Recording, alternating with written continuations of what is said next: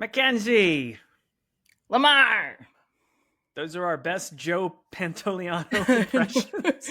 I was trying to channel his Lenny, Yeah. Yeah, what a great guy. Anyway, we're gonna get into Nol-vember. Nol-vember. Yes, our first week of that, as we're talking Christopher Nolan movies, and we're going to be talking Memento today. And a key component of that are tattoos, which you and I both know a decent amount about. So, yes. The people with the visual medium are going to profit from this. But even for those who can't see us right now, tell us about one of your favorite tattoos that you have, or the meaning behind it. Yeah, I have several, which I think I've heard more than once surprises people, which I think is funny. Most of mine are not super visible, so maybe that's why. But I have several, yes, and I have a couple on my wrists that are visible, but they're small. They're meant to be like little dainty ones. One's the Harry Potter stars. If you read Harry Potter on the little pages, it's the Harry Potter stars. I wouldn't say that's my favorite one though. My favorite one is probably my leg piece, which is maybe like really hard to show appropriately. Try for the people on Spotify. Well, it starts here and it goes all the way down, like really far. So we just had like 20 people switch from audio over to visual. They're like, you know what? I think this week I'm going to do the visual portion of the podcast. It's, unfortunately a lot of it is still covered, so you can't see it all, but you got a little teaser trailer. Anyway, it's ginormous. But it's my favorite because it's just got a lot of components to it. It's like a pretty large leg piece. It's got some things that I just really identify with. It's got like a stack of books, which I love. It's got a big globe for big travelers. Some of y'all know. It's got a really beautiful skull and with like drip to it, like think Liquid Death almost, but that's not where we got it from. So like the mandible like drips instead of just being like a fully formed mandible. Some of my favorite flowers are on there, peonies, calla lilies, things like that. So it's just, and my artist, she, Annie Mess here in Austin, Texas, if you see her work, is incredible. And she just did a really good job. And it was so fast. Like if you see it, it's huge. And it was like 2 sessions, hour and a half each, ton of detail. I took a nap during one of them. Like she's just gentle and does beautiful work. So yeah, that's probably my favorite. What about you? Do you know what shop she's working out of right now, or where she owns her own shop? Cool. And if you look up Annie Mess Tattoo on Instagram, like you'll see her work. It's really beautiful. She does a lot of beautiful fine line work. She does a lot of like feminine women empowerment work, a lot of goddess work. She does a lot of work with like the lack of space, like the empty space. So a lot of line work with like implying empty space a lot. This was a kind of a departure for me, which I was grateful that she did, but she also brought her own like tone to it. Like she did all the book spines the way that she wanted to. And cool. It came together really nice. So what about you? I had, as you were talking, not that I'm not a great active listener, because I found that all very interesting. And it's cool that that's unique to you. You literally picked out all these different things that you love, which is great. I was sitting here going through in my head of like, which one do I focus? I love all of them and each one tells a story. But I think the one that I'm probably going to focus on today is it's kind of going to be a weird angle, but it's on my forearm. And it's this like sailboat looking thing. Yeah. It kind of reminds me of Where the Wild Things Are, the artwork. Oh, yeah. And actually this was inspired by, like, it wasn't the tattoo artist, but I used to work with a guy named Clyde in New Jersey. Shout out Clyde if you're somehow listening. But he was an artist and he kind of took Where the Wild Things Are and made his own artwork out of it. And I loved it so much. And I said, hey, like, I want to get something similar to that. Like, I don't want to take your art and literally put it on my body, but can I borrow some of these ideas? So he has this thing where the stars are hanging from the clouds on little strings. And I just thought that was super cool. It was almost like looking at a set on stage or something. Yeah. And so I did that. I brought that to my artist at the time, who was a guy, I don't remember his last name. His name was Tom, and he worked out of his own shop, Rabbit's Den Tattoo in New Jersey. I don't know if they're still around because I've been in Austin for 13 years, but I hope they're still there operating. And he does great work, and he did the majority of my sleeve over here, like all my big pieces over here, with the exception of 2 he did. But I brought it to him, and then also what I was doing at the time, and what I still kind of do, is I like to work song lyrics into my tattoos. So I find a lyric that I connect with, and then I try to scheme up what the image might be. So for this one of the sailboat, it's a lyric from Jack's Mannequin, and it says, The currents will pull us away from our love. Just keep your head above. And to me, I got it right before I left New Jersey. So it was me moving miles and miles and miles away from all of my friends. My family was already in Florida. I'm a military brat, so being far from family isn't, anything new to me. But I think that was just kind of like an indicator of sort of how I live my life. I can be removed from people without losing any of my love for them and knowing that when I get back together with them, it's going to be great. So now, my best friend lives in New Jersey and my family's still in Florida. My brother lives in New Jersey. But this is kind of my little reminder to keep them in my heart when I'm far away. That is so wholesome and that sweet. Might be the most wholesome thing I ever said on the podcast. I think so. That is so sweet and wholesome and I think almost romantic of you. Thank you. I'm going to encourage people to go, just to keep my reputation, go back and listen to last week's episode when I said don't have kids, don't adopt, and then you'll remember who I am. And related the ring somehow to Superbad. I need you all to find that connection. So don't give him too much credit, but he had a moment. No, I really like that. I think that's right. I love people's tattoo stories in general. I think that's always really cool. Where did they yours come from? Especially, I'm gonna make a caveat here. If any of our listeners out there have tattoos inspired by movies, that would be pretty cool to see/explain. So if you have a movie inspired tattoo, share it. Yeah, I think that's a big one. I have been trying to think of a movie tattoo that I want to do, and I haven't quite gotten around to it, but it's on the list. You're gonna get Tony Montana and Scarface? Obviously. That's the first choice. How did you know? That's where I was going with this? Obviously.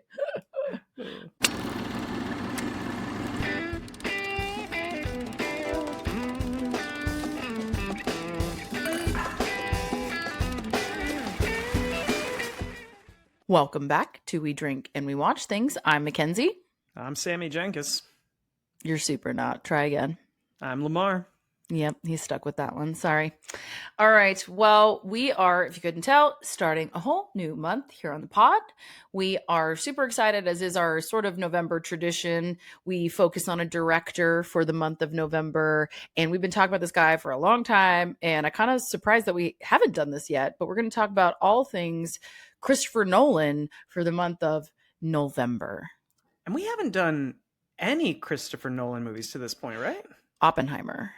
Oh, yeah. It's weird that I sometimes forget he did that one, which is very strange to say. Well, but no, I get it. I get it.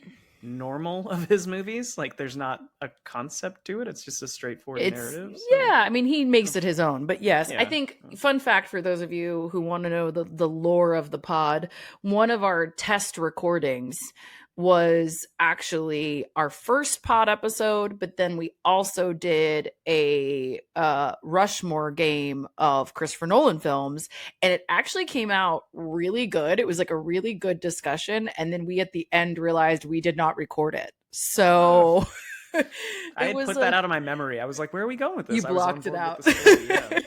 But I know we were at the end, we were both like, oh, that was so good. This is such a good conversation. We did great.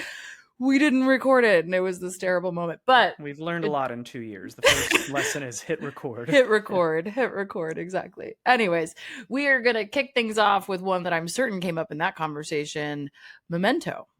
Yeah. It was second film. Second film. His first was Following.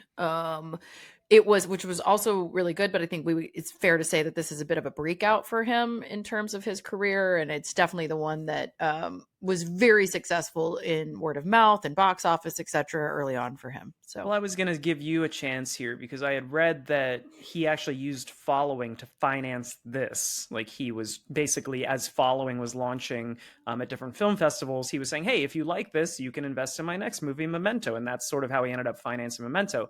But you were campaigning for us to do Following this month. So I'd be curious, do you want to give a quick pitch of why people should watch Following? I just think it gets a little bit overlooked. I mean, you see early aspects of his style, which we'll talk about a little bit here, and things that I think, and this is why I'm excited to do this for the month, because I think you'll see progressively how his style evolves and becomes very much his. And I think it's important to note also, more often than not, his co-collaborator is his brother, Jonathan. And then also later his wife, she's at the various points, including this point, his girlfriend, but she's also a producer and a partner of his throughout his filmmaking. So I think these folks grow up together and they become filmmakers together, right? And storytellers together. And I think it's a really interesting progression to watch. I think Following is interesting because it's a very strong first showing as a film, and it's a unique story, and you see those tendrils that will just appear later in his other work. And I think it's good. It's not as good as Memento, but I think that's why it's still an interesting conversation, is everybody knows that Memento is really good. I think that's fair to say. Everybody thinks this film is really good, gets talked about a lot, gets pretty solidly raved about. And I think it's interesting to just, talk about the lesser known stuff was really more my thought process there. Okay, cool. Yeah, but anyways, thanks. Thanks for letting me lobby. If you haven't checked it out, go watch it. It is a good one. But what are we drinking for this one?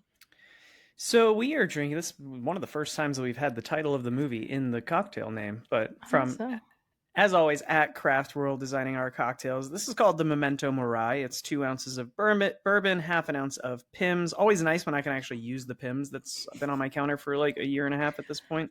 I literally bought it so that we would have an excuse to make stuff. Well, the thing Pimm's. with Pimm's is it's like it's already sort of mixed. It's a combination of different ingredients that's made for a specific cocktail. Like you're supposed to take Pimm's, put it over fruit with something else. Like it's very intentional what it's designed for. So it's very rare that you use it in a different cocktail. So today is a nice little bonus for us. Mm-hmm. We also have 0.25 ounces of maraschino liqueur, 0.25 ounces of Campari, and 2 dashes of cherry bitters. And at Craft World, making me drink Campari, not my bitter of choice. It's fine. Campari. I'm not a big Negroni guy, so like, say it again. Campari. It makes it even worse. The name is more fucked up than I thought. Campari. There you go, guys. Anyway, Memento Mori. Cheers to you at Craft World. Cheers to you, Mackenzie. Have you tried it yet? Cheers. I did. It's. I can taste it. I can taste the Campari. Oh man, Campari. Why you gotta make it dirty? Okay, but I even lobbied for you. We're doing back-to-back episodes. That's what this episode's gonna be. Yeah. Oh, we're gonna get a little slap happy in this one, it sounds like. But I will say, I lobbied for you. He wanted to do something different with this one, and I was like, "That's gonna be too much for Lamar. We got to make it a little bit sweeter." So this was the better of the two. I'm just saying, like I tried. I like it personally. We should just do a Cosmo every week and call it something different. Like the Interstellar Cosmo, the Dark Knight Rises Cosmo. Lamar's gonna make Cosmos all month, is what you're hearing, and I'm gonna make actual interesting cocktails. All right, let's do some basics and then get to the fun stuff. So this is Memento, year 2000, the millennium, as it were. 8.4 out of 10 on IMDb. Wow. Which is, right? And 93% from critics, 94% from audiences. So pretty like even take there. Everybody thinks it's worth a watch and then some.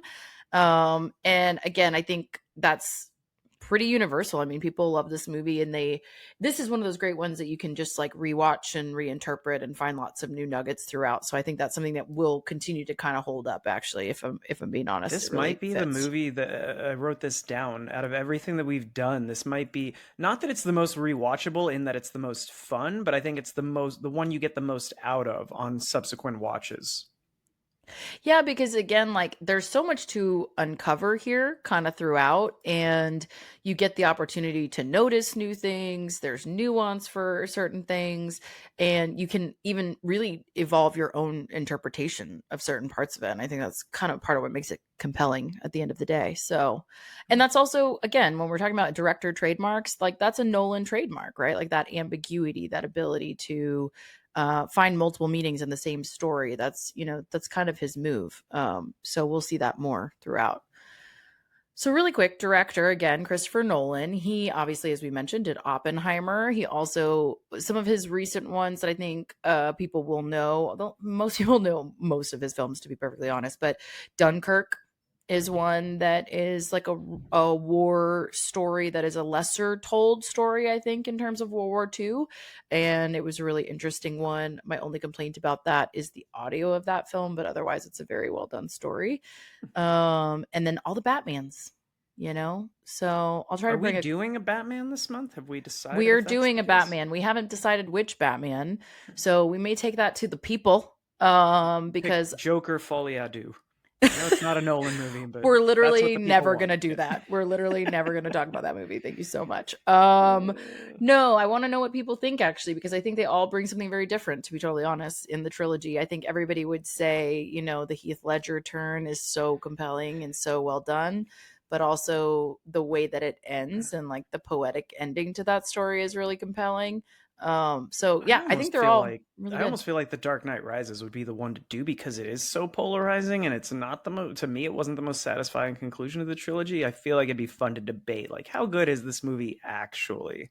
Is it Yeah. only not great because The Dark Knight was like Oscar winning, or is it really just not a great movie? I think it's the letdown from The Dark Yeah. Knight. Personally, as my it would be my like gut check there. But yeah, you guys tell us which one should we do? Which one would you rather us chat about? Because I could do any of them. I love them all. Speaking again of our writers here, Christopher Nolan, he has written all of those films and then some. So he's the writer. He has a writing credit on all of the films that he has directed. But it's really important to credit his partner in crime, Jonathan, his brother here, not only with the collaborative nature with which this was written, which was like a lot of back and forth between the two of them, but also the quote source origin story is Jonathan's idea. And then also he wrote it out into a short story.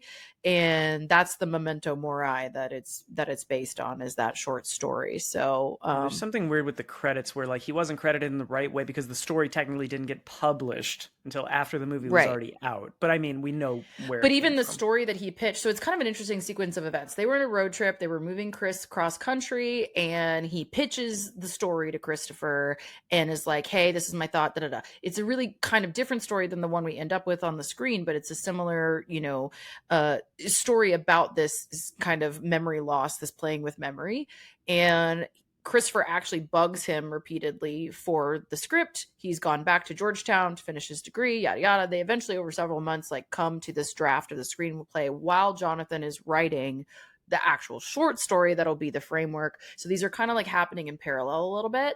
And then, yes, it was not published until after the fact.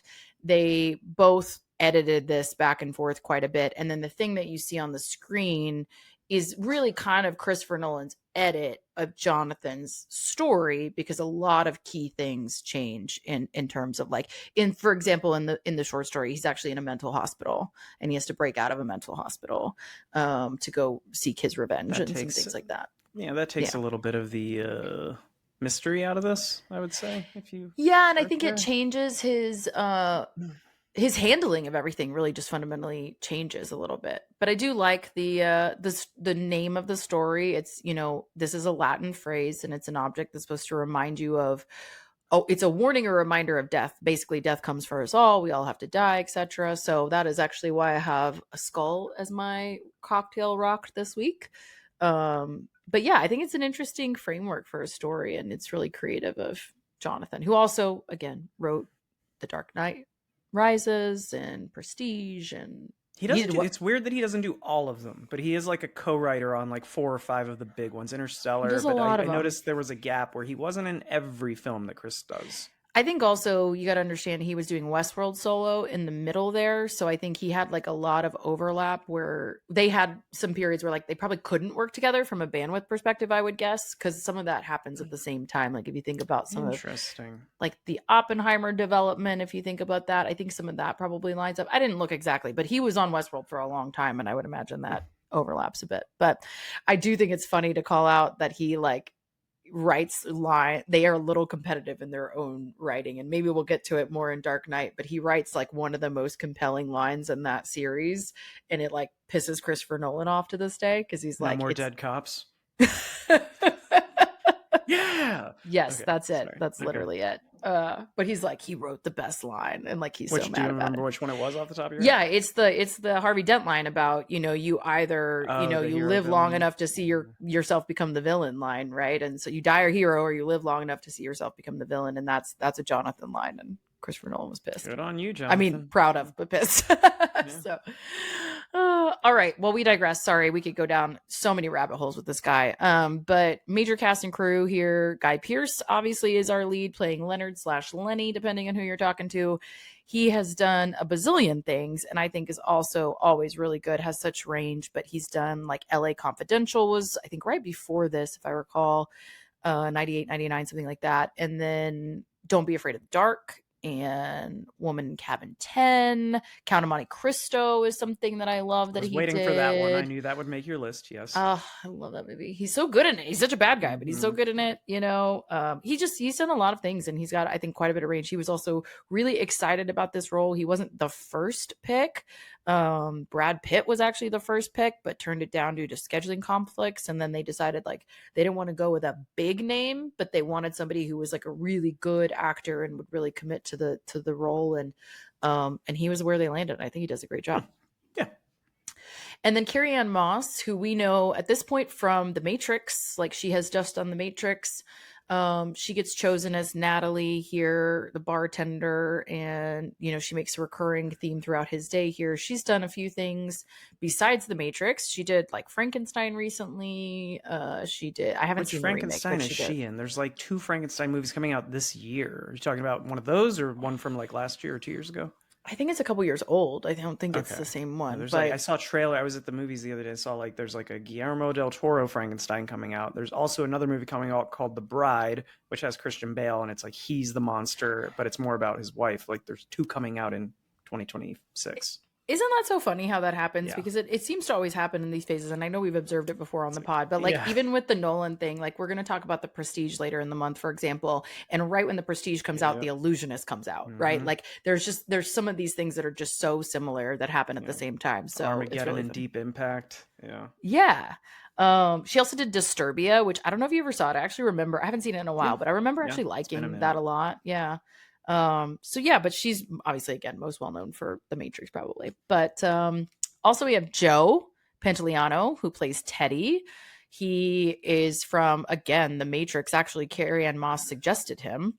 And she, same thing, wasn't the first pick, but they really were impressed with her performance. They said something about her like bringing a lot to the performance that was not written for her, and she really added a lot here. And then she recommended Teddy or Joe for the role of Teddy when Dennis Leary was unavailable, actually. So I could see him in this role too. Those two, I feel like Dennis Leary, Joe Pantoliano, and like Bradley Whitford are the 3 that come to mind of they can play the lovable asshole, but they can also play the weaselly villain. And in this, it's very intentional that you don't know where Teddy's loyalties lie throughout the film. And I just think with his film history and like Bad Boys, he's super likable. But in Matrix, he's a fucking douchebag. Like he's great at that. You say that is that was what they were debating in casting, is they thought he might be, especially coming out of the Matrix, too villainy, like too obvious a villain, and that it wouldn't come through subtly.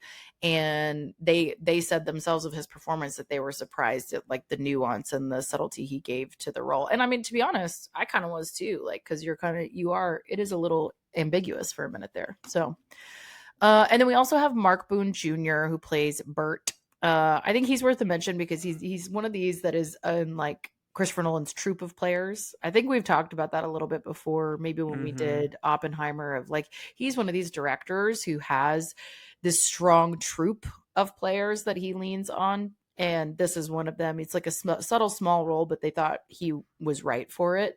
And he did 30 Days of Night. I still know what he did last summer. I think these are some of the things that and then obviously like, Batman's. He was in the first one. He's the guy. He's like low life scum, or no, he's like a crooked cop, I think, in the first one. But he has a couple throwaway lines that are kind of funny. Your kids don't like falafel? Yeah, what, they don't like falafel? Like that's fucked up. And and it's the famous like "swear to me" that scene. Yeah, that's this guy. And then he's also in Sons of Anarchy. He's really likable in that. Again, we have people here who are showing, flexing their likability scale, flexing their muscles. Again, I really like Christopher Nolan's troupe of players. Like, I think he has a really consistent rock star group that he tends to lean on. The only criticism I will give it is I think it's a bit of a bros club. Like I definitely get bro club vibes from Is he like one of those that Christopher doesn't Nolan and reuse his female people. actresses too often? Not too often, and they are typically ancillary to the story. I mean, even Hmm. Natalie, she does a lot here, but she's not a focal point by any means. And I think you could say the same for even like Anne Hathaway in the Batmans, for example. I think one of the few exceptions we'll find is like, well, we're going to talk about Interstellar later in the month, and Jessica Chastain's character becomes Yeah. pretty central. But I think on the whole, they are strong women. It's not to say that they aren't presented well, but they are not the focal point, I think, more often than not. And they are certainly surrounded by men. You know, like think about Inception, for example. You know, you have Elliot Page playing Ariadne at that time, and it's a fucking bro club like you've never seen. She's the only standout in that as a character. She is the only standout in that at that moment. And same thing of some of these other casts. I mean, in Batman, right? It's just Anne Hathaway being Catwoman, and then this one's Natalie as well. So there's like a token woman in a lot of these casts. Is I all the think only that could criticism I be. would give. With this one, I actually I'm going to disagree on this one. I think the Natalie could, because of the way the story is told, and I actually wrote this down. Of this movie was the hardest one to take notes during that we've done. I was like, it's I so hard for me to basically take didn't notes because you throughout. I was just like, yeah. you can't have formulated thoughts until you get to the end and realize you piece together everything that's going on. So Wait, I had think you with seen it how before? Time out. I've seen it, yeah. Like this is Oh, probably okay. my third or fourth watch, Okay. but even so, I was just like, it's hard for me to take Yeah. objective notes right now and pretend No. like I Yeah. don't know where this is heading. But I feel like the Natalie character, because of the way the story is told, and you're not sure who you're supposed to trust in this. Like, do you trust Teddy? Do you trust Natalie? Do you even trust Leonard? You know, and him sort of setting Hmm. himself up. So I think the Natalie character, for what it is, she becomes much more prominent. I think this movie's weak spot, if there is one, not to get into spoilers, but the first third is slow. Once we ramp up and we understand what's going on, the Natalie character really starts driving home and kind of taking on this new role that you didn't notice earlier in the film. So I think But I this would be think the that's exactly exception. what he's saying, though. I don't think he intended that in the script, is what I'm saying. Like, if you just look Mm. at who she is on the page, right? Like the lines she's given, the takes that she's supposed to be in, I don't, I think that's Carrie-Anne Moss carving out a really strong role for herself in the way that she played it.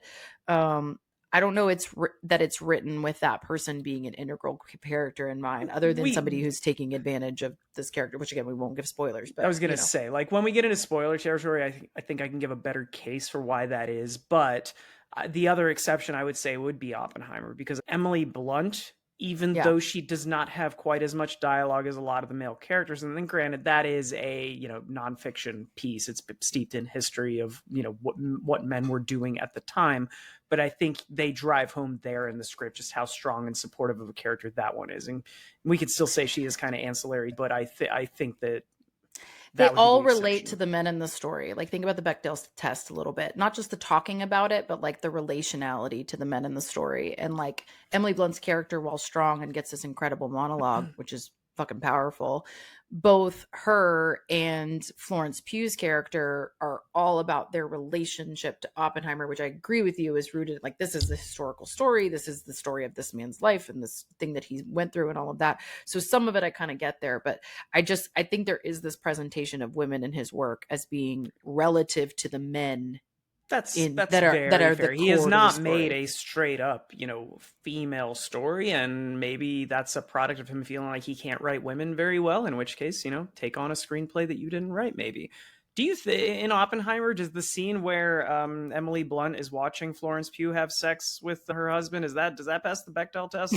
Or is that the most opposite example of the Bechdel test in cinema? Like literally you're fucking my husband in That front of would me. be Is the that antithesis, okay? actually. Yeah, I All right. think that's the opposite. You were so close though. Like you I were so learned close. something today. You Okay. did. You did.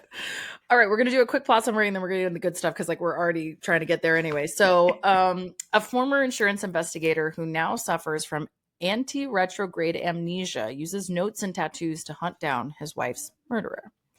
So, and a really quick production note before we get into this.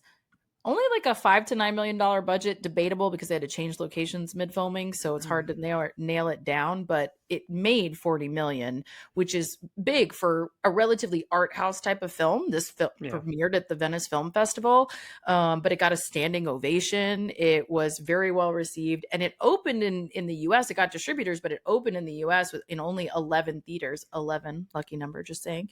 But by week 11, it had been expanded to 500 theaters. So it was very well received, and it just kind of like grew and grew. So You referred to it as art house, and for as much as this is a like suspense thriller, there's not a lot of action in it. It's mostly No. dialogue based. So yeah, No. definitely something different than what you might be expecting when you look at the cast and that plot summary. But yeah, definitely landed. And I think we got to give a lot of credit to his then girlfriend, now wife, who basically was the impetus for this getting funded. Like, he did talk about, to your point during the following, he did talk about it, but the draft that actually got put in front of studios that snared the funding was actually presented by his wife, who was in the business, and showed it to a friend, and they ultimately got that first 5 million. So yeah, we wouldn't have it if not for the women in the room. I'm just saying. Thank you so much. All right, so turn around, don't drown. It's spoiler time. Whoop, whoop. Oh my gosh. Okay. So I have so many thoughts. I also did not take almost any notes during, because I do think this is one of those that, to your point, like you're still, even though you kind of know where it's going, like you said, you're still kind of on this ride that doesn't let you form the full picture throughout. And I think that's such a testament to the structure of this film to begin with. Like, what a strong storytelling device it was to be telling these the same but two different stories, two different timelines, one going in chronological order from a certain perspective, one going in reverse from a different perspective, and those just like not letting you reconcile the two. Like, I think that's just really groundbreaking for this movie. There is not a piss break in this entire film, because in order to follow it, you have to be paying attention. It does not, in the way that when we covered Oppenheimer and we talked about, it's like a freight train. There's very little silence in the movie. It just cuts from scene to scene. There is nonstop dialogue. There's always something happening for being 2.5 hours long. In this, it's the opposite of, like, things are a little slower, but to follow the action, you have to remember, okay, where were we before this? Because that's where we were after it, really. Okay, this is starting here, and you need to do that in order to track the entirety of the plot. So 100% agree with you on that. Yeah, and I think it's really putting you into his shoes. I think that's an important thing for us to talk through really quick too, is like, you are forced to experience this the same way as him, right? And you are forced to reconstruct this day in a similar way that he would have to reconstruct this day, and in a way that follows his own memory issues. And I think it's important to understand, like, again, if you haven't seen this in a minute, just a reminder about this type of amnesia is not like a normal type of amnesia. This is an amnesia. Anti-retrograde amnesia is where you can't form new memories past a certain point. So like he says it over and over in the movie. Like, I know exactly who I am. I know my history. Like, I know what kind of person I am. I know these things about myself. I just can't form any new memories, which means you can't form any This is a real thing, right? This is a real thing. And okay. it's you can't form new relationships. And so like, that's what I'll spend a quick second talking about the medical reasons this really holds up. Is I think you go through this timeline with him, like I said, similar to what he's experiencing, but we have a bunch of medical experts who have commented on this film and the way that it handles memory. And it says that like, this is one of the most realistic and accurate depictions of this type of amnesia. There was a neuroscientist at Caltech who said that this is the most accurate portrayal of different memory systems in popular media.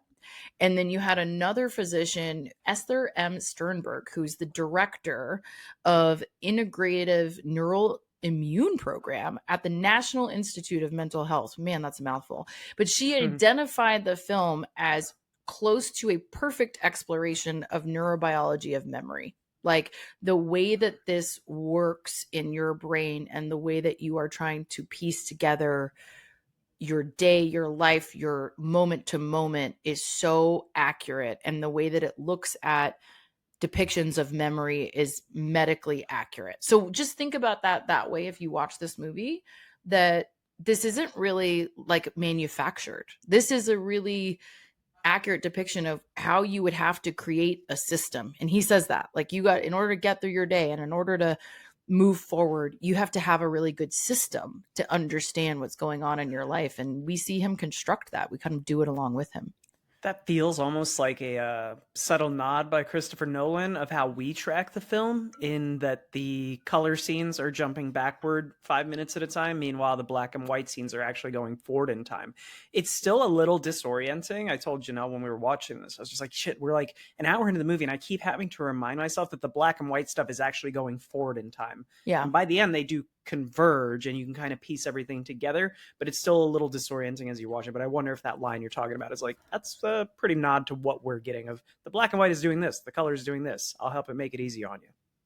Yeah. And I think that it's to your point though, it makes it easy but not, right? Like, it takes you a minute, like it tells you that there's a difference between these two timelines, certainly, but you don't quite detect the pattern right out of the gate, I don't think. And I think also a part of that is the ambiguity of what kind of state he is in the black and white of it all, right? And because you also have gotten already the snippet in color of him talking about how he's not good on the phone, because again, you're going this backward motion, right? And then you get this forward motion of him being on the phone, and you're like, wait a minute, you're not supposed to be on the phone. You find out that literally the I'm bad on the phone thing happens 5 minutes before because he tells of this, the guy right? So no like phone calls. Yeah, right. But also I think his persona is interesting, like as it changes from the black and white to the color, right? It's almost like he is, I think, again, there's a million ways you can interpret this, and I personally interpreted and reinterpreted this movie over and over. But I think what's interesting is it's almost like he's relearning what's happening to him every day,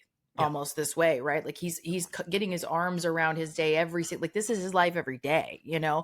And so his personality evolves over the day because he's putting these things together in some ways, versus he almost sounds manic on the phone, right? When he's disconnected from a timeline, when he's like not solving a problem, when he's not solving clues and he's not leaving himself clues, when he's just sitting there left to his own devices on the phone, he's still trying to like figure some things out, but he's telling this story in the most linear way and for the longest period of time that we've seen him do that. And I think it's just kind of compelling to understand him saying like, I'm really kind of bad on the phone, when in fact him on the phone is like the most together he is in the structure of the film. In the structure of this film. And I think that clues into a big piece of this that I wanted to discuss. And that is, I really like how by the end of this, not to jump too far, but we find out that he kind of is okay with misleading himself. Like everyone around him, we see them sort of exploit him for their own purposes. You gave it away. I think I don't give a shit. I gave think it it's away. Just, you gotta earn that shit, you know? But there are like lines in here that tell us that he is totally cool with like he's tricking himself into thinking. I was actually going to ask you to I'll get off. We could save that for the end. But like, do you think this would make a good double feature with 50 First Dates? I feel like there's a lot of overlap here. You know, just saying. We talked about Drew Barrymore a couple weeks ago. The Ring and Superbad, and now we're with 50 First Dates and Memento. What a combo! Making connections. But to take it back to that, there is one line that is kind of heartbreaking in this from his perspective of how we're viewing this story, and that's when he's talking about the fact that every day he's coming to terms with where he doesn't know how much time has really passed, and it feels like his wife just died yesterday, and he's like, how am I supposed to heal and move on when I have no concept of time? I think that might be, when you were talking about the best lines in the Dark Knight series, that might be the best line of the movie.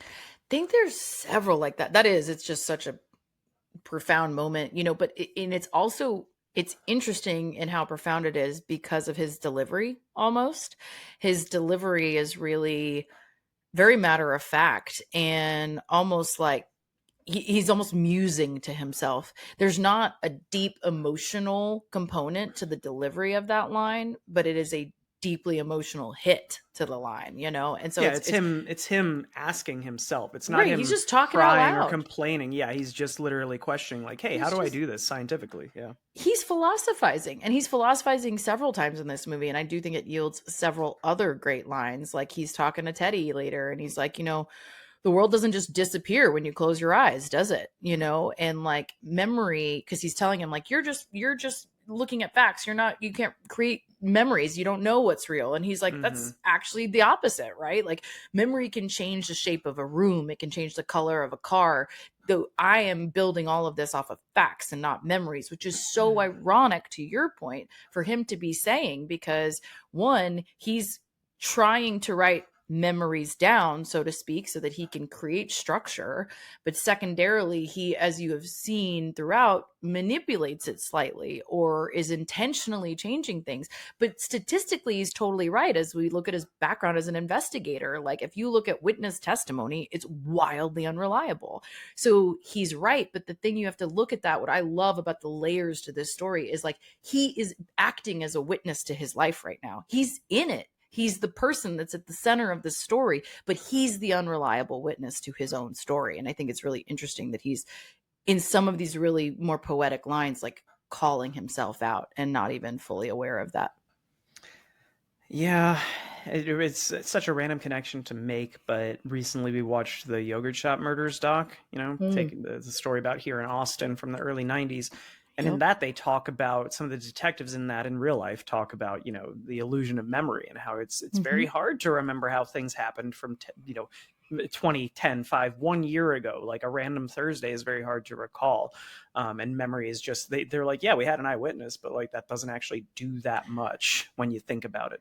Eyewitness testimony is statistically wildly unreliable. And the thing that's interesting about memory, there's a neuroscientist who wrote a really interesting paper about this that I can't remember the name of right now. But essentially, when you remember something, you are remembering your last memory of it. Yeah. So it's diluted every time, right? It can change every single time. And think about, a murder that happened 20 years ago. And think about too, this guy's sense of time, to his point, like he has no sense of time and he's building these memories in real time. And how does that impact the way he's documenting them?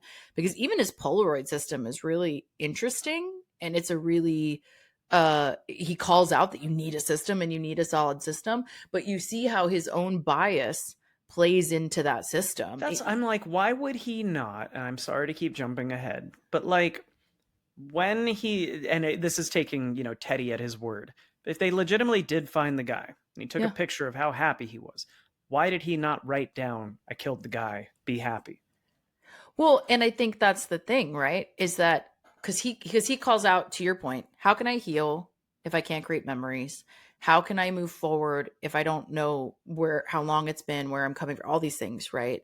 And I think you see throughout, like, especially in the flashbacks about Sammy Jankis and all of that, of like, you see that he's a really smart guy. Like he's a smart man, but he has been deeply impacted, of course, by this accident, this trauma. And you see him realize, I think, that he cannot heal. He's never going to heal, not really. So you think he's kind of like embracing it? I think he's embracing that he needs purpose, right? Because he can't heal, because he can't figure out what really happened day to day, because he can't build a new life. He can't build a new memory system. He can't build new connections. His wife is gone. There is no purpose to his life because of his inability to build new memories other than to give himself purpose. And what he's decided his purpose will always have to be is this sense of revenge because of the way that he wakes up every single day with the same base structure of understanding his life. Like, I don't think he thinks he can give himself a different pathway, and he knows that he can't heal. So he ends up in this very fascinating cycle, but I think it's of his own construct. Like we said, we see him edit his Polaroids to fit the narrative he needs it to fit. Yeah. He's aware of the fact that he's fooling him in the moment. He's like, yeah, I'm just going to tell myself lies, which is, we judge other characters earlier in the film for doing that to him. But then we see that by the end that he's doing it to himself. But I think he goes back and forth with that. Like with I think there's him doing it to himself. And I think what's really compelling about him to me is that there's a piece of him that knows exactly how to handle himself. Like through these systems and his self-manipulation as an external manipulation. But I do think you get these little teeny tendrils of his true panic about not being able to understand what's happening. You know, Well, you see him reach for like, what is the truth? What is the memory? What is the reality? And that though it's very small moments, but they're there. I think the biggest tell in all of this, if I was going to like psychoanalyze this film, is I understand that he doesn't end up remembering that his wife survived the accident because that's post him getting injured and losing his memory, right? Like that's how we tie into the Sammy Jankis stuff or how he remembers. But Teddy calls it out. And again, we have to take everything Teddy says with a grain of salt because he lies throughout this film. But he says, Sammy didn't have a wife. The guy, when you were doing your job, this Sammy Jenkins you were interacting with was not married. You have taken memories you actually had from before this accident and like corrupted them to fit them to this narrative you're telling yourself. And I think that's the biggest tell that he's fooling himself in this. Yeah. I mean, I think to your point, you're supposed to question that though, right? Like exactly to your point of we don't trust Teddy, we don't trust Natalie, we don't really trust anybody. We don't There's even not really, a good, likable, pure character in this entire film. well, there's nobody to trust. I think that's the crux of it. Like there is no source of truth. And I think that in and of itself is a commentary on what we're playing with in terms of the memory concept here in general. Like memory is untrustworthy.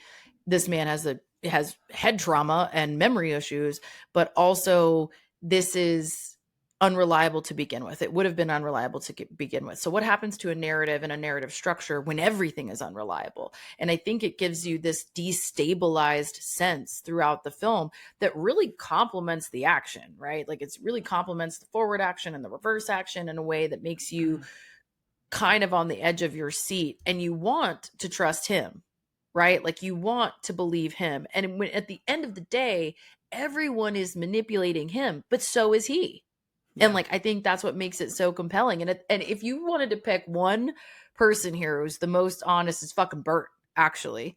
It's because he's just straight up. Because he's so straight up. And charging you for 2 rooms. I'm charging you for 2 rooms, man. Like the manager said, the bookings are down. Like you got money. Like, come on, bro. You know, and he's the most honest at the end of the day. And it's like, when that's the guy you can trust, the guy who's scamming you on 2 rooms, the whole story is kind of predicated on a lack of trust and a lack of awareness of what's real. I'm going to do like a gentle pivot here, not a hard pivot, but like coming off of that Bert stuff, I think that in that middle third of the movie, I feel like Nolan realized like I believe the first act is the weakest in this. It's for obvious reasons because you don't have any answers yet and you don't know where any of this is going and you're piecing things together and you're like, oh, okay, now I understand what's happening. In the middle third is when it feels like Jonathan and Christopher, like when they're writing the screenplay here, they start to lean into humor a little bit more. And I feel like that's very deliberate because in the first third, you're like, I don't know if I'm supposed to be laughing at any of this. There was a scene where he walks to the hotel and he pushes a pull door. It's such a throwaway thing, but I'm like, are we supposed to laugh at that? The fact that he's going in here every day, but doesn't remember that it's a push pull. But then shortly after that, we get that line from Bert. And I'm like, okay, they're starting to weave comedy elements into this to give a little bit of levity. Yeah, I do think there's like subtle levity. I think he also brings a levity to the role. Because again, like when we're talking about his philosophizing and his musings, they're not with any sense of bitterness. They're not really with much anger. They're not really with much emotion. It's almost like he's observing himself. Like he's looking at himself through the fishbowl and going, man, that's fucking weird, right? Like he's almost commenting on himself and the way that his own brain and memory works. And he's doing it with this almost anthropological lens. And he divorces himself from the emotion of that in a way that is almost funny because he's just observing, you know? I mean, he says that line of like, I don't think they'd give a gun to somebody like me. And it's, right? It's a joke. It's and Teddy is like, I joke. fucking hope not. And then, of course, you as the audience are like, he has a gun. And also, this is America. So, ooh, yikes. Teddy has like a great, Joe Pantoliano is great in this. He's got, because you're never, to my point earlier of what his range of what he can play, you know how his story ends. And you're told throughout it that he's kind of the guy this guy's been hunting, but still something feels off the whole time you're watching. And that's due to how likable Joe can play this role. And he's got those lines of, he says like, well, what's wrong with your car? And he's like, nothing. Do you want to trade? Like, no, because obviously his car's a piece of shit. Like there's little things like that, or like, oh, I like hanging out with you because I can say the same jokes over and over. Like he's calling attention to it too, but again, being very direct and making this sort of comedic. And he is corrupt, and you get that lens too of like his own corruption is it's not it's not super malicious. It's not deeply malicious. It's like there is some light corruption here of like this, this doesn't actually impact you. It doesn't hurt you. You're going to keep forgetting this. You're going to keep on this revenge tour no matter what happens. So like why don't we just make this serve, let's both get something out of it. It definitely feels corrupt and it feels like he's a bad guy ish, but he's not like fucking evil. He's not like corrupting Lenny in this process necessarily. He's just like, I feel like this is two birds, one stone, man. Like, Yeah, you used the word earlier of like ambiguous, right? And I think Teddy is the ultimate. He throughout this film, I was trying to write all of them down, but he says, I'm a cop. Then he says I'm undercover. Then he says I'm a snitch. Then he says like he has 5 different explanations of what his actual role is, which again, he's not a good person, but I like that we as the viewer never really know where he stands. Like, is he a cop that's dirty and he's trying to profit off of this guy? Is he actually trying to take down actual, villains of society using this dude as sort of like a henchman? Like, what is his takeaway from this? and I think like he's just playing a game at the end of the day, right? Like he almost, again, not in a like deeply malicious way, but I think he also sees this as like, I get to kind of play with this. I get to like, if somebody forgot what you said every 30 seconds, what would you say? Right. And I think he's kind of playing with that toying with that reality a little bit in a way that makes us kind of chuckle, makes us not really trust him. I think there's a case to be made for the fact that Natalie's the only real villain in the story, potentially, because she is really not honest with him, right? She really manipulates him. She really uses him to her own end. And there are parts of her that seems like she has some empathy for him a little bit, but as soon as she realizes what can be done in this situation, she really commits to that bit of how can I use this to my advantage? How can I use this person to my advantage? And I mean, they're all ambiguous. I think they're all supposed to be ambiguous, but I think if you were to point to somebody who's like the most villainous overtly, it's the way she uses him is pretty hefty. I mean, yes, for sure. She feels the most exploitative of him.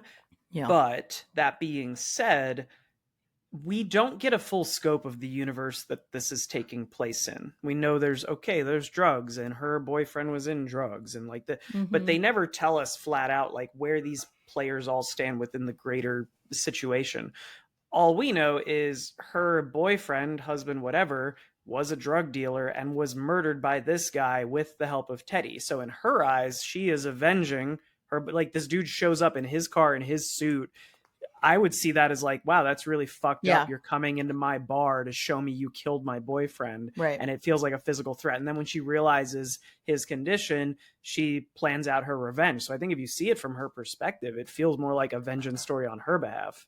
No, I think that's a totally fair call out. I think the thing is that once she realizes what the issue is with him, like a little bit of like he doesn't fully understand what he did, and she sees the way that she can manipulate him, and he says over and over like, I think some of your people are trying to get me to kill the wrong guy. Like that's the moment where she could change her plan a little bit and be like, hey, maybe he was just manipulated. Let's look at what he has to deal with every day, and she doesn't pull herself out of it for her own need for revenge, right? And I think that's a great call out of like he will not remember it, so why should she not get something out of it, And it's interesting to see each of their respective angles on what they can get from this situation and from this man. And I think the moments of panic that I was talking about are him becoming aware a little bit of like, I don't have full control of the situation, or I don't really know what's happening, or I've lost my tethers to the reality that I've created. And those are the few moments that you see him flail a little bit. And that's us going backwards through the story to see that he's kind of the one that put himself here intentionally, right? Right. I want to trick myself into thinking that I'm the hero in this story still. And I think that's a little bit of like his personality deep down. Like he has this very interesting just personality to him. you know, even in the flashbacks of him as an insurance investigator, like he's kind of clever and witty but snarky and dark, and like he has these things, these undercurrents to him that manifest really differently when he has no memory of things, you Mm-hmm. know. So I think he just plays this really well. Like it's very compelling, and to all the layers that he gives to Lenny kind of throughout. Yeah, Guy Pearce has a great performance here. He feels lost but hyper focused. It's very strange. Like he has this look to him of not like dead eyes, but just like he doesn't know exactly where he is, but he feels like he has a goal for like a There's purpose a for being purpose. there. Yeah. It's so fascinating you said that, because actually that brings me to a point I wanted to make sure we talk about, which was the music here. Hmm. And the composer David Julian, he hadn't done a lot before this. He did do Following, but he hadn't done a lot before this, and he's done mostly Nolan films since.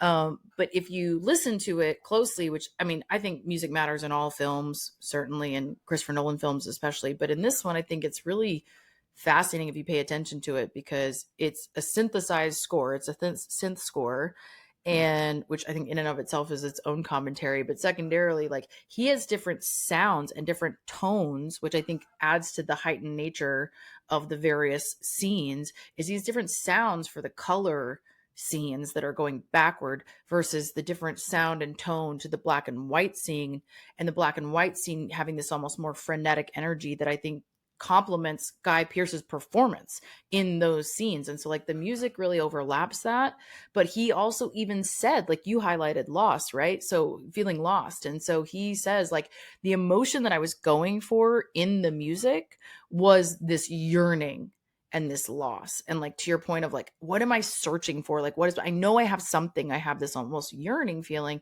but I feel this sense of loss. And he says it's about this sense of loss that you feel, but at the same time, you don't really know what it is that you have lost. It's like this sense of being adrift. And I think that comes through in the music and in the performances. That's interesting. I hadn't really pieced together the music component. Like I knew throughout that occasionally the piano in this would sort of pick up something in my head of like, oh, I should write a note down, but I didn't key in on what you're talking about. But that actually on rewatch, I want to start noticing that. I wanted to start with like a lighter note and then go into some of the heavier stuff off of what you just said. So I wanted to say that like when you're talking about lost, and did you say loss or lost? Well, he said loss, but you had said feeling lost, him feeling lost, which just reminded me of that. The composer was talking about Okay. like this sense of loss that you can't quite put your finger on. Okay. So I'm focusing more on how he feels lost throughout this. And I think the lightest part that shows itself is in some of the scene transitions. I think as the movie goes on, they start playing with those a little more where the previous 5 minutes ends here or starts here. So now we're going to get you to that point and show you how kind of like silly some of this can Mm-hmm. be. And I think there are some really good comedic moments in that where he Mm-hmm. wakes up and he's got the wine bottle or whatever it is. And he's like, I don't feel drunk. Whiskey And bottle. like, yeah, ends Mm-hmm. up taking a shower in someone else's hotel room. Like, again, I Yeah. don't know if that's supposed to be intentionally funny of like, I woke up in a bathroom. I kind of want to take a shower. I want to take a shower. I kind of Um, stink. I should shower. yeah. Yeah. Meanwhile, he's actually like staking out a guy's place. Right. Or the okay, what am I doing? Oh, I must be chasing this guy, and then he shoots Oh at him. Oh no, no, he's he's chasing me. chasing me. I do Just love that scene. there. I think that's the lighter part of the film. To completely flip from there, I think the darkest parts are actually everything that takes place in the past or in his memory. I think obviously the stuff with his wife and like what takes place at their house, their apartment, is really really rough. But I would also say this the Sammy Jankis, and we know that it's not entirely Sammy Jankis' situation based on the ending here. It's probably his own situation. But everything that's happening there is just like super dark and like really depressing to watch. Well, I think, and they have commented on this, so I think if you don't research this at all, there's a lot of ambiguity here that you can play with and interpret for yourself, which is again, I think a Nolan trademark to begin with. But also in their telling of this story, the Sammy Jankis story is a framework for him to provide himself, right? Yep. Which I think just goes back to his own self manipulation Yep. of he can't face the music fully, of what his role was in his wife's death, right? His wife died of an insulin overdose because of this thing that happened to them both. She survived, and then this situation devolved. And he has to project meaning onto his current experience and almost like a coping methodology that provides the framework for how he goes through each and every day. So he has really built up the Sammy Jankis narrative to disassociate from that responsibility of his role in his own wife's death. And that is, to your point, absolutely the darkest part of this movie. And it's clear. I saw some people like online who were saying, "Oh no, it's kind of like Inception. Like you don't know at the end of Inception what's actually going on." I'm not going to spoil that, but like I don't think it's ambiguous. I think it's made very clear in this film right. that he killed his wife through that. So the diabetes, It's like quick the insulin. enough that I can see why people try to like dismiss it, but it's Yeah. there.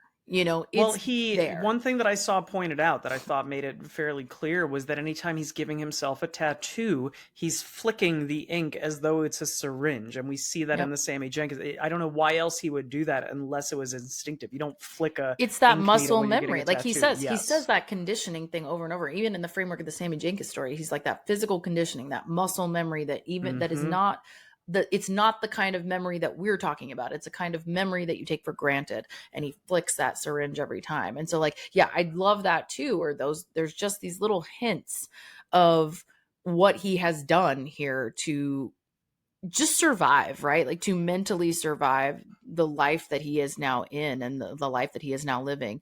And wouldn't it be better almost if he was in a home not even aware of her death, right? Of how she died. And so I've got to just disassociate to what my role was in this. And There's that. it's the darkest part of the film, I think. Yeah. There's that split-second shot too, when they're showing Sammy Jenkins in the mental hospital when he's looking around trying to make eye contact and like recognize quote unquote people. Yeah. There's a quick shot of Leonard being in his seat. It's like a split second, Yep. but Nolan puts it there for a reason. Like I don't think there's any ambiguity to what exactly happened in this story. But I think it speaks to memory again, right? Like, is it quick for a reason? Is it a split second frame for a reason? Is it something that you're supposed to play with in your own mind and the audience? I agree with you, though, wholeheartedly. Like, I think it's very Yeah. clear. But the people who are kind of arguing that it's not, I wonder if, again, that's just a reflection of their own memory of this film, of the interpretation of those scenes, of how quick they are, how you can look at that scene and remember something different, right? I think there's a lot of layers to it that are really interesting. Speaking of that, really quick, I need a question answered for me because I was taking notes earlier when I was watching this. There is a scene, right, when Natalie comes in and we have that kind of heel turn where we find out, oh, she is full on fucking manipulating him. Mm-hmm. Like, I think that is one of the best scenes in the film where you see, I mean, obviously, we Mm-hmm. start with the follow up of her walking in with like the bloodied face and like looking for Mm-hmm. sympathy and whatnot. But then we see what actually happened before that. Is there a moment where she takes all the pens out of the apartment? Yep. Am I okay? I looked away and then I was Nope. sitting doing exactly what you said. I'm like, am I Mandela affecting myself? I could have sworn there was a scene where she takes all the pens away. Okay. She does it really subtly, and she does it when he's kind of not looking, like he's talking to her, but he's kind of not paying attention, and he's going back and forth to his notes. And she does it in this like quick, subtle Okay. way where she grabs everything and throws it in her bag. Oh, And she's then, really good but at it it, because I didn't notice. but Okay. you also see like, but it's a build. I think that scene is very compelling, and it's like a great performance on her part because you see almost this moment where she decides she's going to do the thing, right? And like that's the immediate, like that moment is the precursor to the pens, and it's like a split second of her being like, okay.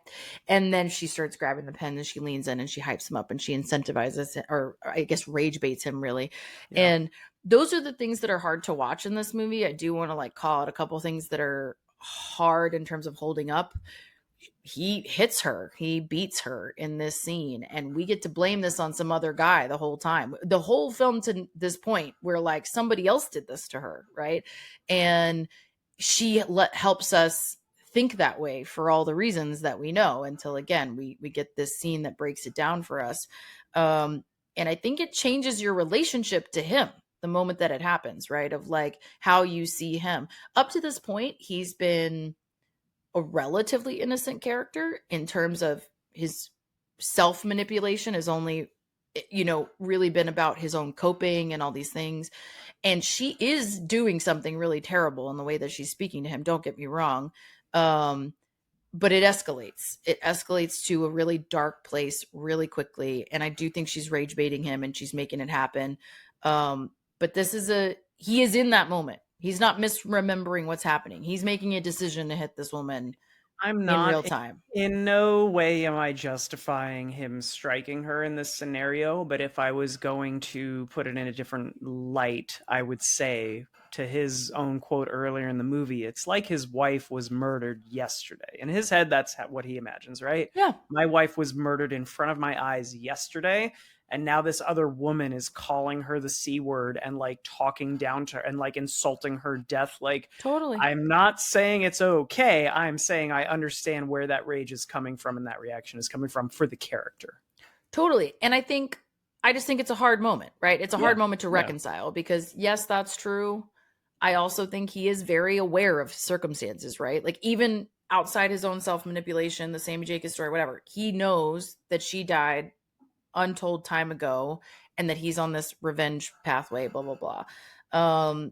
She also says multiple times when she's screaming at him, like, what does it matter? You won't remember in 30 seconds. What does it matter? Right. And Yep. so he's being reminded throughout this moment that this is going to go away for him, right? Like this moment is going to disappear for him. And I do think it's a choice to lean in to the rage. That's all I'm saying. And I think it does say something about where he is, and that's hard to watch. The other thing that's hard to watch is that, his wife was raped and murdered is the narrative he's told himself. Kind of not true, but she was assaulted, raped, etc.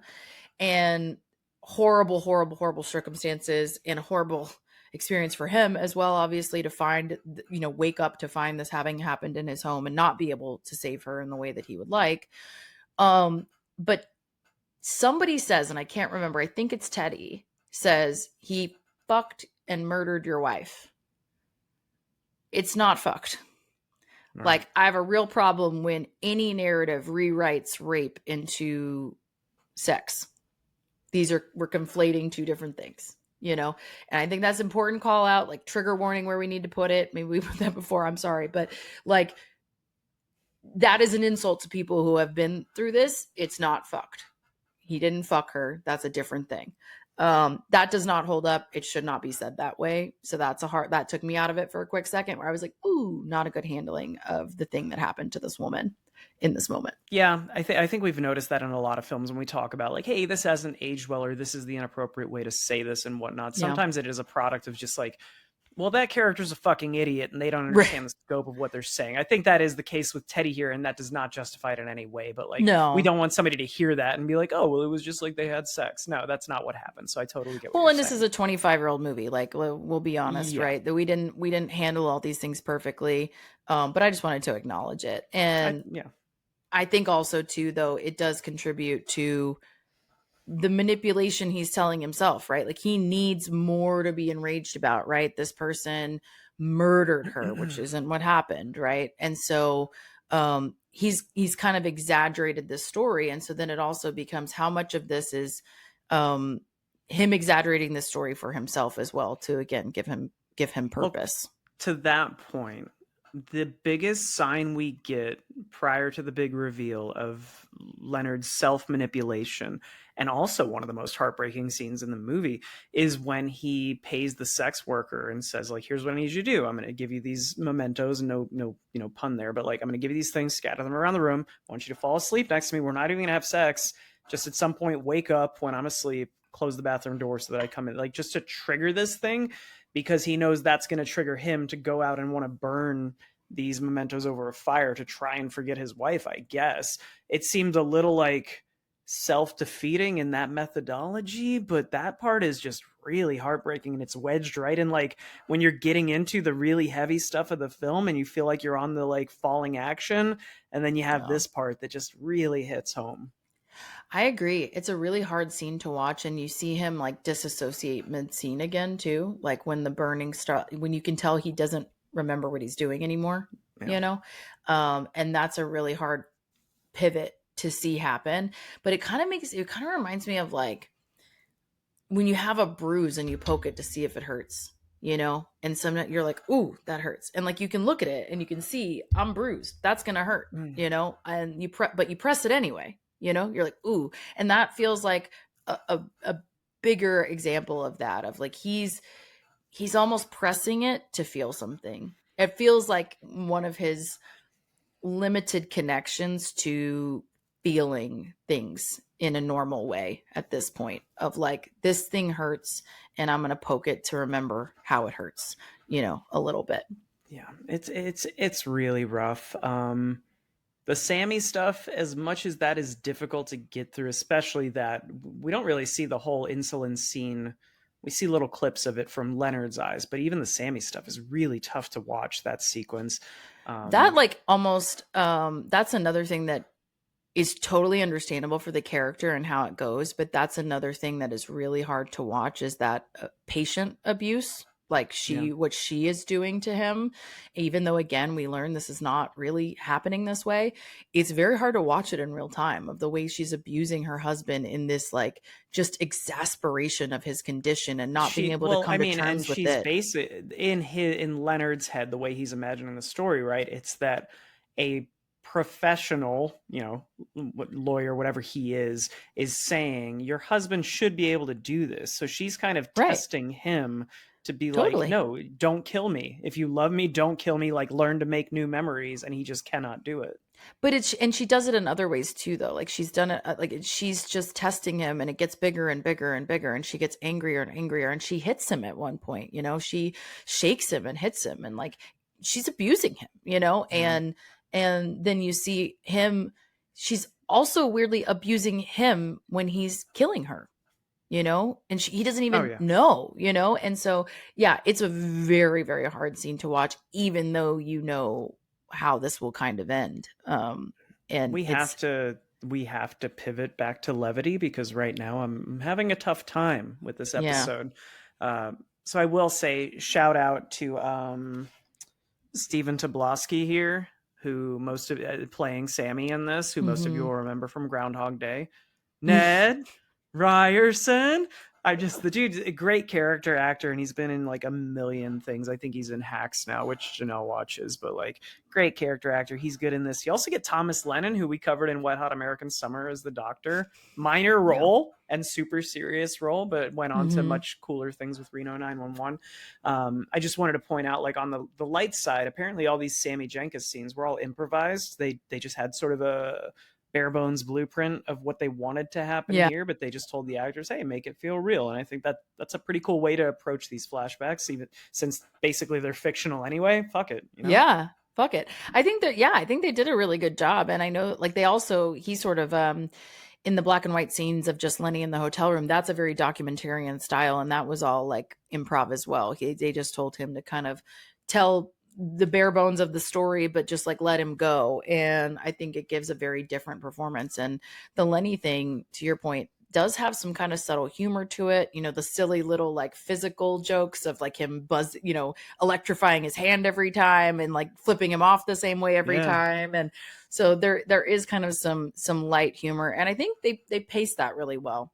I will There's the say, one where he puts on her shirt instead of his own, and she's like, please, oh, yes, can I have my shirt back? It's like, let my that's shirt back. intentionally funny. It's sad when you think about the medical condition, but it's meant to be a joke, you know? And I think they're doing it in like these, again, not really dark ways, right? They're these like they're like these light needling. Yeah. Yeah. It's not a way that's like really at the expense of this person in a malicious way. So I think that makes a big difference.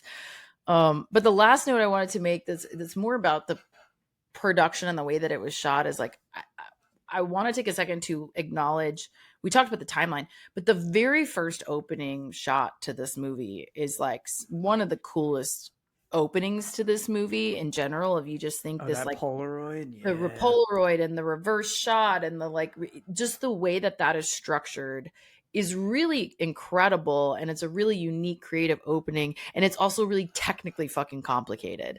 And it was interesting because they shot it in reverse motion, but they had to use forward played sounds, I think is what he said, and that for the case shell, like the shell casing flying upwards, the shell had to be like dropped in front of the film in forward motion, but it would roll out of the frame. So they had to like blow the casing out of the frame. And then they actually accidentally shot it backwards because they were confusing themselves in this whole fucking process. So they had to make an optical copy of the shot and reverse it to make it go forward again. And Nolan was like, you know, this is a guy who makes incredibly complicated stories, incredibly complicated filmmaking. And he was like, that was the like most complex part of making this movie was that optical backwards running shot with forward playing audio. And I just love to hear those stories of like how creative you get in the shooting process and how hard like something that seems like a simple concept would be. I was gonna say that like I read this was only a 25-day shoot, which kind of makes sense based on how concise the story is, even though it's going backwards. The actual story being told is what, like 2 days. Mm-hmm. I wonder how much of the shoot was that one single sequence. Like, was that 2 days, 3 days to get all of that? I think that would have been, I mean, just framework. So Guy Pearce was on set for all 25 days, obviously. And then the principal 3 leads who have scenes together only shot together for 1 day. And then Carrie Moss was on set for a week. Huh. So the rest of all of that was shot kind of in between. So, you know, they also changed locations. They started in Montreal and they moved to LA to give the film noir. So like the actual hotel scenes where some of his stuff is happening is in a hotel in California after like midway through shooting. So I don't know if you reverse engineer that, I think that one thing is like a couple of days of work to get that whole scene correct. It just sounds super high effort. I don't have very many more notes left. I wanted to spin off. You just brought up Carrie-Anne Moss again. I wanted to ask you this. Between the bar scene in this with the beer, Haley Steinfeld in Sinners, which we covered, and we did an entire month of baseball movies this year. Is spit/saliva having the best year ever on our podcast? Because it is getting so much notoriety in like 7 of the films we've covered. Oh my God. What a thing to track. You know how frequently it comes up. I mean, damn, of all the themes I would have put together, that would not have been the one. Yeah, I think it's a runaway train at this point. We'll see how many more spit takes we can work in before the end of the year. I like that his first tattoo where it says, you know, John G killed my like across his chest. It's like chicken scratch, like he did it himself. But then he went to a tattoo shop and was like, okay, I want to find him and kill him, but I want it in really sexy font from this nipple all the way down my torso. Like he really did a 180 on like, I want these to look good. Like I want them to have meaning. Obviously, right. I want to find this guy, but like I want this one to look real sexy. They better look nice, you know? And, you know, I love when they have that shot of him like slamming on his brakes in front of the tattoo parlor of like, well, hey, I found one. I can get them to do it. They can make it look nice. And then they show her tattooing it and it's all like really nice script and all of that. Yeah. The tattoos are a fun part to this. And I think, watching him discover his tattoos every time. And she's funny too, where she's like, it's tattooed on your leg. Like another just little subtle line in there. Yeah, she's seen it all. Well, I mean, it's a lot. We covered a lot. It's a big movie. It has a lot to it, a lot of layers, a lot of ambiguity, and then some less so. Actually, we would argue as well. But what do you think? What would you say is your rating after all that? I really, really enjoyed this rewatch. It had been probably a decade since I had watched this. It has I would assume, the most narrative jumps in history. I didn't see Tenet. Did you see Tenet? Yeah. I heard that one was kind of confusing. Is that also like a huge time skippy type movie? Yeah. I mean, yes, it's very complicated. I will say, like, I think people don't like it because of how complicated it is. I think it's peak Nolan complication is what I would say. Okay. Yeah. I haven't Googled this, but I know this film, Memento, has 113 narrative jumps, which seems to me like it should be a record. You know, you got films like stuff by Tarantino that jumps around a fair amount, but this, just with the way it's structured, it is bonkers how many transitions we have and how much you're sort of, as a viewer, forced to be in tune to really understand what's going on. So I think that's the best strength it has going for it. I will say, like I said, the first third, even on rewatch, the first third drags the most for me only because you're trying to orient yourself every time. Once it picks up and you're in the shit, it becomes much more enjoyable and it only gets better from there. So it's not a perfect movie, but I think to your point earlier, the performances are great. There's not a ton of action for this style of movie. Maybe they could have used one or two more action sequences, but it's more of a suspense thriller. So I don't know, dude. I think I'm gonna go 8.5. I think it's really fucking good. It's not my favorite movie of all time, but it's really good for what it's doing, and especially for a second go around in a feature length that you and your brother put together. Pretty impressive. Very impressive. I think this has only happened like once or twice on the pod where we have the exact same rating, but Ooh. I definitely did an 8.5 as well. I think it's really well done.